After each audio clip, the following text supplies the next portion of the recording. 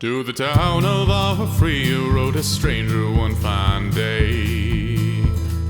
Hardly spoke to folks around him, didn't have too much to say. No one dared ask his business, no one dared to make a slip, for the stranger there among them had a big iron on his hip. Big iron on his hip.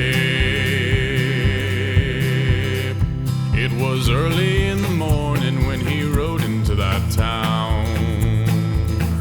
He came riding from the south side, slowly looking all around. He's an outlaw, loose and running, came the whisper from each lip, and he's here to do some business with that big iron on his hip. Big iron on his hip. In this town there lived an outlaw by the name of Texas Red. Many men had tried to take him, and that many men were dead. He was vicious and a killer, though a youth of 24, and the notches on his pistol numbered 1 and 19 more. 1 and 19 more. Now the stranger started talking, made it plain to folks around.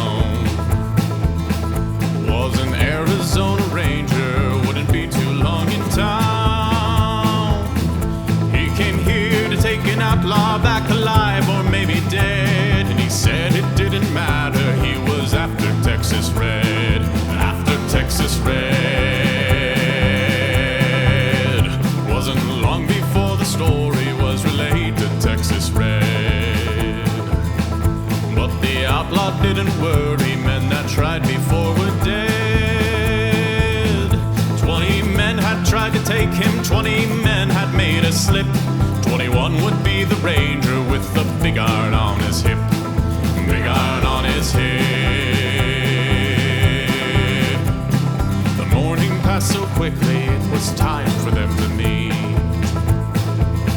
It was 20 past 11 when they walked into the street. Folks were watching from the windows, everybody held their breath. They knew this handsome ranger was about to meet his death. About to meet his death. There was 40 feet between them when they stopped to make their play. And the swiftness of the ranger is still talked about today. Texas Red had not cleared leather for a bullet fairly ripped, and the ranger's aim was deadly with the big iron on his hip. Big iron on his hip. It was over in a moment and the folks had gathered round. There before them lay the body of the outlaw on the ground. Oh, he might have went on living, but he made one fatal slip when he tried to match the ranger with the